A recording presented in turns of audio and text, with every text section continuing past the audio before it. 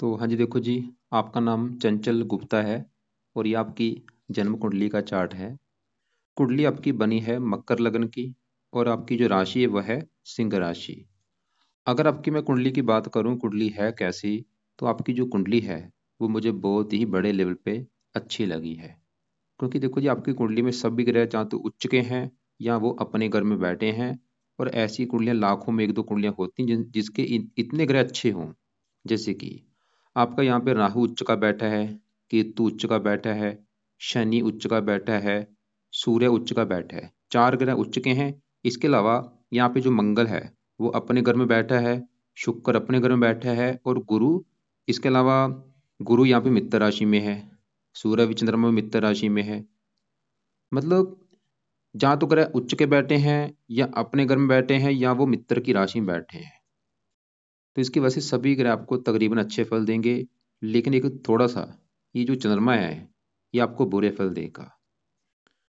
इसके अलावा और भी जो ग्रह हैं चाहे अच्छे हैं, फिर भी जैसे आपका राहु अच्छा है, फिर भी देखो जी राहु एक दानव ग्रह है, ये थोड़ा बहुत अब बुरा फल जरूर देता है। तो आपको मैं पूरा भी विस्तार से समझाऊंगा कि जो ग्रह अच्छे हैं क्या अच्छे फल देंगे और जो थोड़ा बहुत कोई ग्रह आपका बुरा है वो क्या बुरा फल देगा। तो उससे पहले आपको मैं थोड़ी सी बेसिक जानकारी कुछ समझाऊंगा। जैसे आपने मुझे बोला था आपने पहली कुंडलियां मेरी देखी हुई हैं आपके रिश्तेदारों से, तो उसमें देखो जी मैंने बताया होगा कि कुंडली में 12 ग्रह होते हैं, इन ग्रहों से कुछ ना कुछ देखा जाता है। और वो 12 ग्रह यहाँ पे मैंने दोबारा लिख दिए हैं, एक बार मैं थोड़ा सा रिपीट कर देता हूँ। ये जो एक लिखा है ये आपका पहला ग्रह है और पहले घर से देखा जाएगा आपका रंग रूप, आपकी पर्सनैलिटी, आपकी हेल्थ, स्वभाव, ये चीज़ें पहले घर से। दूसरे घर से आपका धन जोड़ना, तीसरा घर छोटे भाई बहनों का है, चौथा घर माता मकान वाहन, पांचवा घर बच्चों का, छठा घर शत्रु रो कर्जा, सातवां घर आपके पति का है, आठवें घर से आपकी उम्र, नौवें घर से भाग्य है, दसवां घर काम काज, 11वां घर है लाभ और 12वें घर से जो आपके खर्चे हैं वो देखेंगे। तो आपने जो कुछ देखना है आपने उस घर को देखना है और घर का जो मालक है वो मालक आपने देखना है। अब बात करते हैं देखो जी भविष्यवाणी की।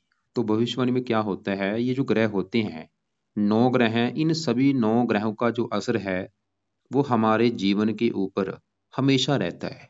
लेकिन इनका असर कई गुना बढ़ जाता है जब इनकी दशा चलती है। तो अभी आपके ऊपर जो सबसे बड़ा असर है वो है इस राहु ग्रह का।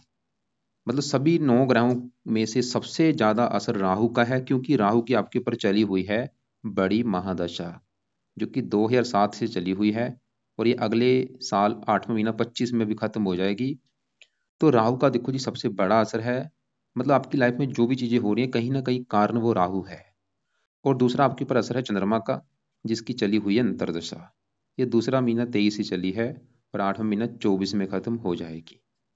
अभी इसी साल 8वें महीने 24 में खत्म होगी। पिछला एक साल हो चुका चली हुई है। तो मैंने अभी क्या बोला कि आपके ऊपर जो असर है, असर तो सभी ग्रहों का है, लेकिन उनसे भी कई गुना ज्यादा असर आपके ऊपर है, सबसे बड़ा असर राहु का है। और दूसरा नंबर पे असर है आपके ऊपर चंद्रमा का। आपकी मतलब लाइफ में जो सब चीजें हो रही हैं उसका बड़ा कारण राहु और चंद्रमा है। तो अब हम इन दोनों की ही पहले बात करेंगे। तो दोनों में सबसे पहले मैं आपके इस चंद्रमा की बात करता हूँ कि ये आपका कैसा है। और जैसे मैंने बोला कि चंद्रमा आपका मुझे अच्छा नहीं लगा। सभी ग्रह तो अच्छे हैं, बस चंद्रमा आपका ज्यादा आपको खराब फल देगा। मतलब आप ये समझ लो, जो आपकी चंद्रमा की दशा चली है, दूसरा महीना 23 से एक साल हो चुका है, आप समझ लो ये आपका थोड़ा सा बुरा समा साबित होगा, ये आपको थोड़े से बुरे फल देगा। तो अब सवाल कि चंद्रमा इतना खराब है क्यों, ये आपको 100 में से समझ लो 60-70% खराब फल देगा। उसके हैं दो तीन कारण है, तीन मतलब दो तीन कारणों से आपका चंद्रमा है खराब। तो चंद्रमा आपका कहाँ बैठा है, कुंडली के 8वें घर में। अब देखो, सबसे पहला कारण चंद्रमा खराब होने का कि ये कुंडली के 8वें घर में आके बैठा है। जो भी आपको मैंने 12 घर बोले हैं, ये 8वां घर जो है ये कुंडली का अच्छा घर नहीं होता। क्योंकि 8वें घर से आयु देखी जाती है, मृत्यु, मृत्युजल कष्ट, लंबी बीमारी, दुर्घटना, गुप्त रोग, गुप्त विद्या, ससुराल, गरीबी, रुकावटें, मतलब खराब चीजें जो हैं ज्यादातर इस घर से देखी जाती हैं। और इस घर में जो भी ग्रह बैठ जाता है वो अच्छे फल नहीं देता। यहाँ पे अगर चंद्रमा बैठा है, मान लो आपका अगर यहाँ पे गुरु बैठा होता वो भी खराब था, सूर्य बैठ जाता वो, मतलब कोई भी ग्रह यहाँ पे बैठ जाएगा वो अच्छे फल नहीं देगा। एक योग बना होता है, अगर वो सरल नाम का विपरीत राजयोग लेके बना हो बैठा हो फिर वो अच्छे फल देता। तो चंद्रमा यहाँ पे वो योग लेके नहीं बैठा, तो चंद्रमा इसकी वजह से खराब है। क्योंकि अब देखो मैंने बोला था ये दो तीन कारणों से खराब है। पहला कारण चंद्रमा खराब होने का वो 8वें घर में है। अब दूसरा कारण क्या है? दूसरा कारण इसका जो पीछे वाला हिस्सा है और अगला हिस्सा ये खाली है। 9वां घर 7वां घर दोनों खाली है, इसे कहते हैं केम द्रुम दोष बना है। एक तो वो दोष बन चुका है। तीसरा कारण बड़ी दशा क्योंकि राहु की है, दूसरी है चंद्रमा की। तो राहु में चंद्रमा का जो अंतर होता है ये अच्छा नहीं होगा, क्योंकि राहु दानव है, चंद्रमा है देवता, दोनों आपस में है दुश्मन। तो राहु में चंद्रमा का अंतर आ चुका है, इसकी वजह से भी चंद्रमा आपका खराब है। और एक चौथा कारण चंद्रमा आपका इस कुंडली में मार्किश भी है। तो 4 कारणों से खराब। 8वें घर में केमधुन दोष बना है, राहु में चंद्रमा का अंतर है और मार्किश। तो अब सवाल कि चंद्रमा क्या खराब फल देगा? चंद्रमा देखो जी, इस कुंडली में जहां बैठा 8वें घर में, ये है सूर्य का घर। ये सूर्य घर में आके बैठा है। चंद्रमा का इस कुंडली में अपना भी घर है, वो है ये 7वां घर। और 7वां घर है आपके पति का घर। अगर आपकी कुंडली में आपके पति का सुख देखना है, 7वां घर देखा जाएगा। और 7वां घर आपकी डेली की इनकम का भी है और साझेदारी के कामों का भी घर है। ये 3 चीजें, पति, डेली की इनकम और साझेदारी के काम, 7वें घर से देखेंगे। और फार्मूला है घर का मालक देखना है। तो 7वें घर में लिखा है 4, 4 है कर्क राशि, और कर्क राशि का जो मालक है वो है चंद्रमा। तो हमें 7वें घर की चीजें देखने के लिए 7वें घर के मालक चंद्रमा को देखना पड़ेगा, जो कि आपका देखो जी मैं बता ही चुका हूँ, वो है खराब। खराब घर में बैठा है। तो चंद्रमा अब उस वाले की खराब फल देगा क्या? तो चंद्रमा का जो खराब फल है आपको 7वें घर के रिगार्डिंग मिलेगा। 7वां घर पति का है, तो विवाह भंग योग बना है। चंद्रमा ये दिखा रहा है कि आपको विवाह को लेकर दिक्कतें आएंगी। वो दिक्कतें क्या आएंगी? जहाँ तो आपका जो विवाह है वो काफी देरी से होगा। अगर विवाह हो भी गया, आपकी पति से बनेगी नहीं। या तो पति आपका बीमार होगा, या पति आपके कहने में नहीं होगा, या पति से आपकी बनेगी नहीं, या पति से आपकी लड़ाई झगड़े होंगे। मतलब पति को लेकर दिक्कतें पैदा करेगा ये चंद्रमा कोई ना कोई। और ये दिक्कतें पहले भी पैदा कर रहा था, लेकिन अभी दशा में क्या होता है, दशा में इनका असर कई गुना बढ़ जाता है। मतलब ये दशा में पति संबंधी दिक्कतें आपकी बढ़ सकती हैं। चाहे नोट कर भी लेना कि जब से दशा चली है आपकी आपकी पति संबंधी दिक्कतें बड़ी होंगी। कोई भी दिक्कत हो सकती है, देखो मुझे नहीं पता कि दिक्कतें क्या बढ़ेंगी, कोई इनको देगा। चाहे तो पति से लड़ाई झगड़े होना, या बीमार हो जाना पति का, या पति की लाइफ में कोई कष्ट आना। 7वां घर होता है दिल्ली की इनकम का, तो आपकी दिल्ली की इनकम को लेकर दिक्कतें पैदा कर देगा। 7वां घर है साझेदारी के कामों का घर। आपको, अगर आप पार्टनरशिप में काम करेंगे, फायदा नहीं होगा आपको, तो पार्टनरशिप में काम मत करना। इसके अलावा चंद्रमा 8वें घर में बैठ के आपकी हेल्थ खराब कर देगा। मैं आपकी बात कर रहा हूँ, आपका नाम चंचल गुप्ता है, तो आपकी हेल्थ खराब करेगा। पति की भी हेल्थ खराब करेगा, लेकिन आपकी हेल्थ ज्यादा खराब होगी। आपको हेल्थ को लेके आएंगी दिक्कतें। और कौन सी हेल्थ को लेकर दिक्कतें? चंद्रमा के जो रोग हैं वो आपको हो सकते हैं। इसके काफी रोग हैं, उनसे जुड़ा कोई ना कोई रोग आपको हो सकता है। जैसे जल्दी सर्दी जुकाम लगना, खांसी, इसके काफी रोग हैं। कम से कम 100 रोग होते हैं। आपको मैं इसके रोग जो होते हैं वो अब दिखा भी देता हूँ, उनसे जुड़ा कोई रोग आपको हो सकता है। तो यहाँ पे देखो जी, चंद्रमा के ये रोग हैं, आप बाद में पढ़ लेना चाहे। ये जो रोग हैं इनसे जुड़ा रोग आपको कोई ना कोई हो सकता है, क्योंकि चंद्रमा मन का घर का, मन से जुड़ा कोई रोग हो गया, या आप बाद में पढ़ लेना। इनसे जुड़ा रोग आपको होने के चांस हैं काफी। तो अब देखो जी, मैंने आपको क्या बोला कि चंद्रमा का बुरा फल क्या है? पति के रिगार्डिंग डेली की इनकम को लेकर दिक्कतें, साझेदारी के कामों में नुकसान, आपकी हेल्थ खराब, पति की हेल्थ खराब, और मन का कार्य का मानसिक चिंता बोझ देगा, आपको डिप्रेशन का शिकार भी बना सकता है। इसके अलावा ये आपकी माता का भी कारक है, माता संबंधी भी दिक्कतें पैदा कर देगा, माता का बीमार होना या माता से मनमुटाव होना। लेकिन अब सवाल ये है कि इसको सही कैसे किया जाए। वैसे तो दशा खत्म हो जाएगी, 3-4 महीने पड़े हैं, लेकिन फिर भी आप इसके जो उपाय हैं वो आप करते रहो, चाहे लाइफ टाइम। क्योंकि जो ग्रह खराब है उनके उपाय तो हमें करते रहना चाहिए। तो चंद्रमा का जो पहला उपाय है वो है, आप सुबह के टाइम चंद कवच का पाठ पढ़ा करो। ये है पाठ। इस पाठ को 2 मिनट लगते हैं पढ़ने में, तो रोजाना ये पाठ पढ़ लिया करो, चाहे सुन लिया करो। दूसरा है चंद स्रोत का पाठ। तो ये 2 पाठ हो चुके हैं। तीसरा उपाय, आप चंद्रमा के देवता हैं शिव जी, तो आप शिव जी की पूजा उपासना किया करो। शिव जी का कोई ना कोई पाठ, पूजा उपासना, शिव जी के मंदिर जाओ, शिव चालीसा पढ़ो। तो 3 उपाय आपने करने हैं। जब तक दशा है तब तक जरूर करो, उसके बाद भी आप चाहे करती रहना। अब देखो जी, आगे बढ़ते हैं, क्योंकि जैसे मैंने बोला बड़ा असर तो आपके ऊपर राहु का है। अब हम राहु की बात करते हैं कि वो आपका कैसा है। और वो दशा पिछले कई साल हो चुके हैं चली हुई है। तो राहु आपका बैठा है कुंडली के 6ठे घर में। जैसे ये 8वां घर अच्छा घर नहीं होता, ऐसे ही 6ठा घर भी कुंडली का अच्छा घर नहीं होता। क्योंकि छठे घर से हम शत्रु देखते हैं, रोग देखते हैं, कर्जा देखते हैं, कोर्ट कचहरी देखते हैं, चोरी ठगी विश्वासघात। तो यहाँ पे जो राहु है, ये छठे घर में बैठा है। वैसे तो घर अच्छा नहीं है, लेकिन राहु छठे घर में जहाँ बैठा है, ये यहाँ पे उच्च का बैठा है। ये 3 लिखा है, मिथुन राशि में उच्च का होके बैठा है। तो जो आप अभी आपको मैंने बोला था कि योग होता है सरल नाम का विपरीत राजयोग, वो यहाँ पे बनने की वजह से राहु फिर भी अच्छे फल देगा। और इसकी 3 दृष्टियां, 5वीं यहाँ पे पड़ेगी 10वें घर के ऊपर, यहाँ पे मित्र राशि, 9वीं यहाँ पे पड़ेगी, वो मित्र राशि है। तो राहु देखो जी अच्छे फल ये देगा, लेकिन राहु क्या है, एक दानव ग्रह होता है। ये जितना मर्जी अच्छा भी हो, इसके लिए बुरा फल देना एक आम बात है। तो ये वैसे अच्छे फल ये दिखा रहा है कि छठे घर से आपको बचाएगा, मतलब छठा घर रोग, आपको रोगों से बचाएगा, कर्जे से बचाएगा, आपको दुश्मनों से बचाएगा। क्योंकि छठे घर से शत्रु रोग कर्जा देखा जाता है, आपको कोर्ट कचहरी से बचाएगा। लेकिन फिर भी मान लो एक चीज अगर आपको देता है, जैसे कि छठा घर रोग का है, तो आपको रोग अगर देगा, रोग रोग से आपको जल्दी छुटकारा मिल जाएगा। अगर दुश्मन आपके होंगे, दुश्मनों पे आपकी विजय मिलेगी। कर्जा होगा, कर्जा जल्दी उतर जाएगा। अगर चीजें होती भी हैं, उन पे आपको विजय मिलेगी, फतेह मिलेगी। ये दिखा रहा है। लेकिन देखो जी फिर भी राहु का थोड़ा सा हिस्सा चलित कुंडली में ये 5वें घर के ऊपर भी है। ये 5वें घर के फलों को भी दिखाएगा। कई बार 5वां घर संतान का गर्भपात भी कराता है, या संतान के ऑपरेशन के द्वारा होना, या पुत्र कम होना, कन्या ज्यादा होना। क्योंकि यहाँ पे शुक्र भी बैठा है 5वां घर संतान घर में। शुक्र एक लीड्स ग्रह है, हो सकता है आपकी लड़कियां ज्यादा हों, पुत्र कम हो। तो राहु की देखो जी जब तक दशा है, जो कि अभी 1.5 साल की पड़ी है, तो राहु के उपाय आप जरूर करो। क्योंकि 12वें घर में इसकी नीच राशि थोड़ा सा बाहर में घर को खराब करेगा, खर्चे बढ़ाना, नींद में कमी। तो राहु के लिए क्या करो, इसके उपाय जरूर करने आपने, ताकि जो अच्छे फल हैं वो कई गुना बढ़ें, जो बुरे फल हैं वो आपके कम हो जाएं। तो अभी जो चंद्रमा के मैंने उपाय बोले, ये तो है सुबह के टाइम। अब जो राहु के उपाय हैं वो आपने करने हैं रात के समय।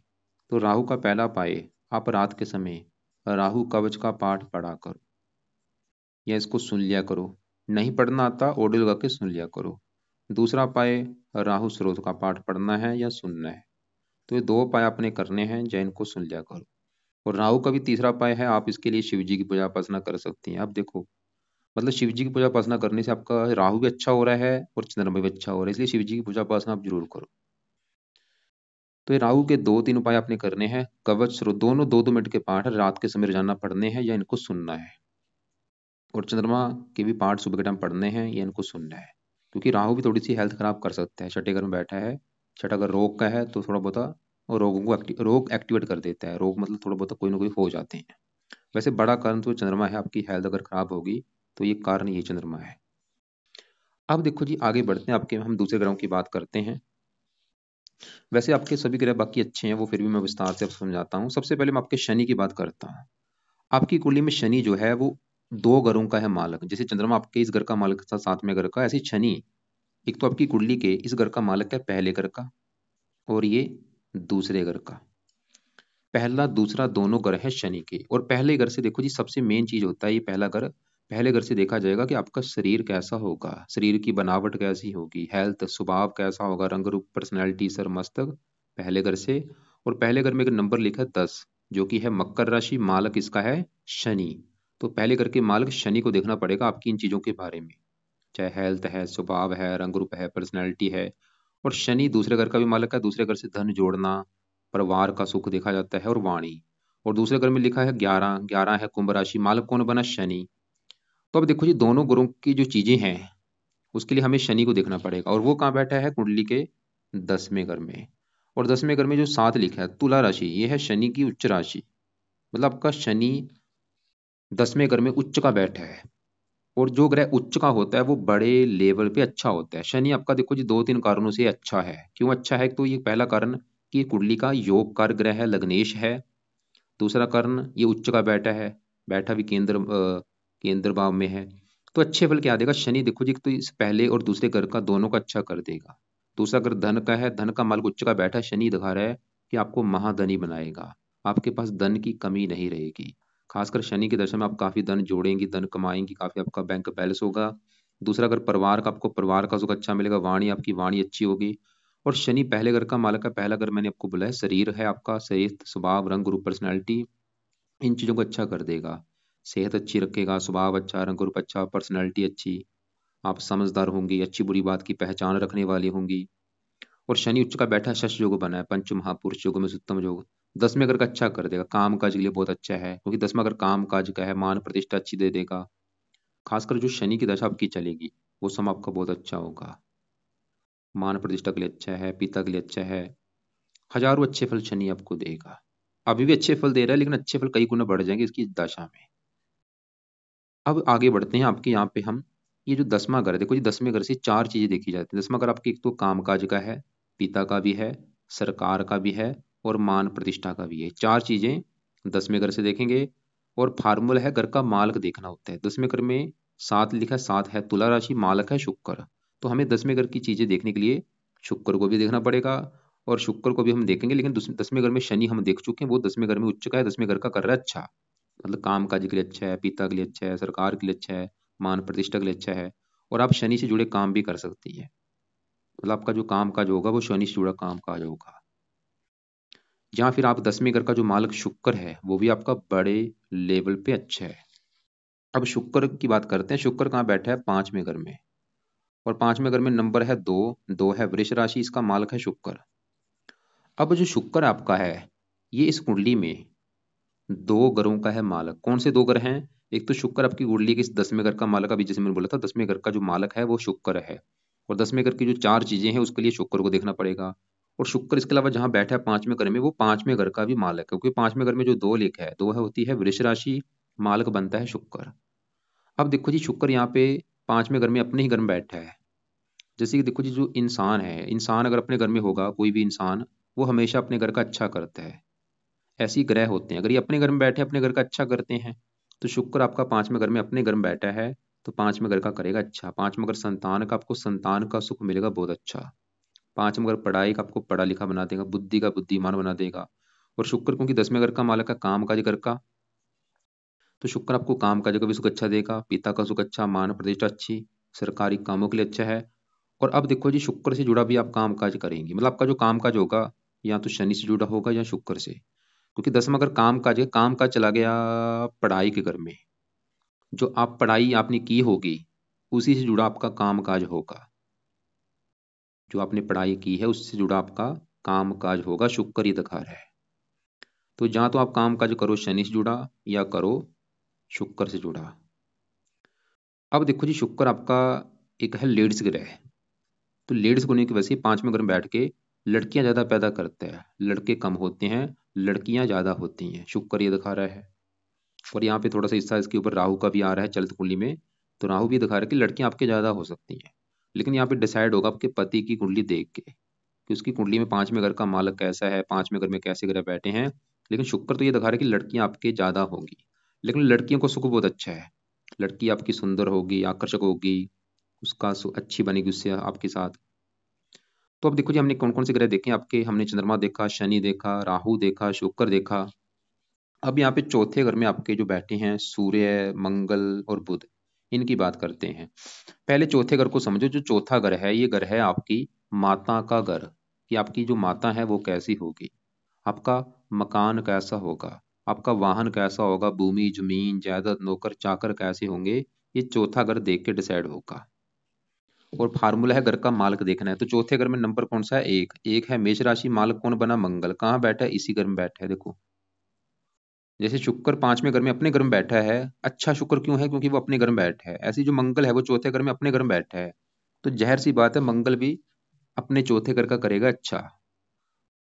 तो मंगल देखो जी ये दिखा रहा है कि आपके पास, क्योंकि चौथा घर मकान वाहन का है, मंगल ये दिखा रहा है कि आपको अच्छा घर होगा, आपके पास अच्छी गाड़ी, भूमि जमीन जायदाद नौकर चाकर सभी सुख देगा आपको लाइफ में, किसी चीज की कमी नहीं रहेगी। घरेलू सुख अच्छा होगा, घर का माहौल अच्छा होगा, घर की जरूरतें अच्छी पूरी होंगी। और मंगल इस 11वें घर का भी मालक है, आमदन, इच्छा पूर्ति, इच्छाएं पूरी कर देगा। और घर बैठे बैठे ही आप कोई इच्छाएं पूरी करेगा, मतलब आपका काम काज ये भी हो सकता है जहाँ आप घर बैठे बैठे कोई काम कर सकती हैं। और मंगल चौथा घर माता का, माता को सुख अच्छा दिखा रहा है, माता की उम्र लंबी दिखा रहा है, माता से अच्छी बनेगी। माता वैसे आपकी क्रोधी होगी, सूर्य मंगल क्रूर है, माता से थोड़ा सा मनमुटाव हो सकता है, लेकिन माता का सुख अच्छा है, लेकिन माता गुस्से वाली होगी आपकी। बाकी देखो जी मंगल है तो अच्छा, लेकिन एक मंगल का बुरा फल भी है।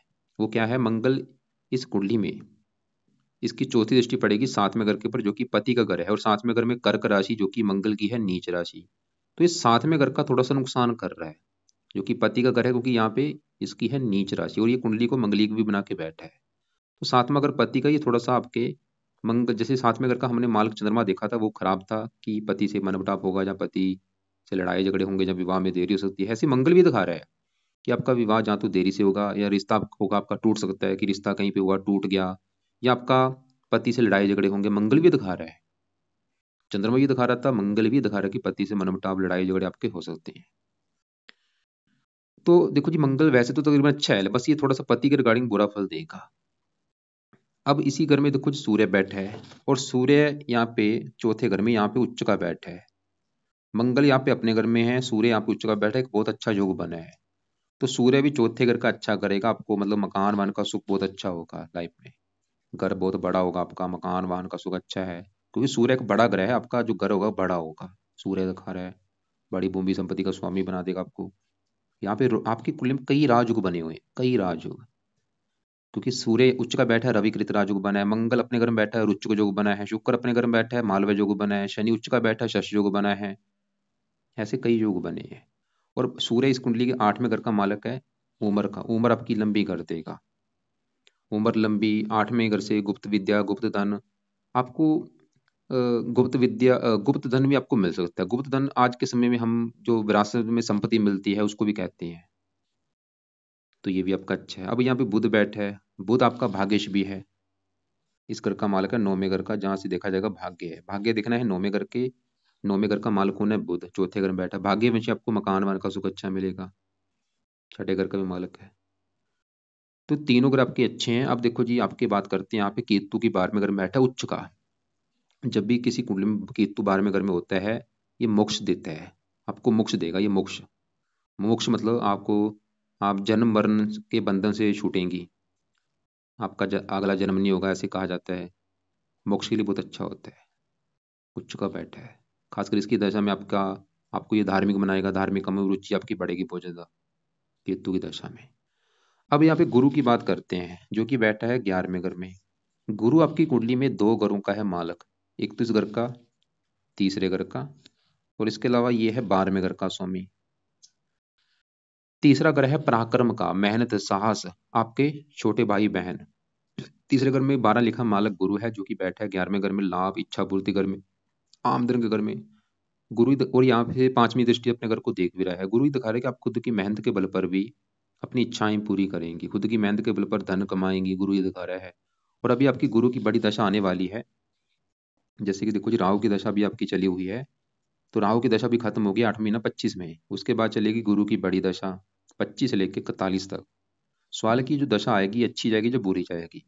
वैसे तो गुरु इस कुंडली में मार्किश है, लेकिन फिर गुरु फिर भी आपको तकरीबन अच्छे फल देगा, लेकिन थोड़ा बहुत बुरा फल भी देगा। अच्छा फल ये देगा कि इसकी दशा में आप खुद की मेहनत के बल पर अपनी इच्छाएं पूरी करेंगे, धन कमाएंगी, आमदन अच्छी होगी, कामों में लाभ होगा, मेहनती बनाएगा, साहसी उद्यमी बनाएगा।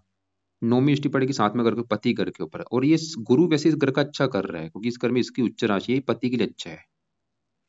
आपका देखो जी, चंद्रमा पति के लिए अच्छा नहीं है, मंगल पति के लिए अच्छा नहीं है, लेकिन गुरु फिर भी पति का सुख अच्छा दिखा रहा है। और शुक्र भी विवाह का कारक, वो भी अच्छा है। और तो गुरु पति के लिए अच्छा है, डेली के इनकम के लिए अच्छा है, संतान के लिए अच्छा है। वैसे गुरु पुरुष ग्रह है, पुत्र का भी योग दिखा रहा है। तो बाकी ये था देखो जी आपकी कुंडली का फलादेश। एक और मैं फिर रिपीट करता हूँ कि आपके ऊपर जो अभी वर्तमान में असर है, बड़ा असर राहु का है। राहु देखो जी, चाहे जितना मर्जी अच्छा हो, इसके लिए बुरा फल देने का आम बात है। तो इसलिए राहु के ये जो 2-3 मैंने उपाय बोले, आपने जरूर करने हैं। कवच का पाठ, स्रोत का पाठ रात के समय पढ़ो, शिव जी की पूजा उपासना करो। ये जब तक इसकी दशा है तब तक पाठ पढ़ लो, उसके बाद चाहे छोड़ देना। और सुबह के टाइम चंद कवच, चंद स्रोत के पाठ पढ़ने हैं, ये इनको सुन लिया करो। और शिव जी की पूजा उपासना जरूर करो। चंद्रमा के वैसे और भी उपाय हैं, जैसे कि आप चंद्रमा के लिए सोमवार का व्रत रख लिया करो। हर सोमवार को व्रत रखो, कथा करो, आरती करो। आप चंद्रमा के मंत्रों को भी सिद्ध कर सकती हैं, वैसे दशा भी खत्म हो जाएगी। बाकी देखो जी, शुक्र के पे आपने रहने दो, उसकी मत करो, शनि के रहने दो। और गुरु की बात समझ लो, क्योंकि जैसे मैंने बोला, गुरु की दशा भी आपकी स्टार्ट होगी 1.5 साल के बाद।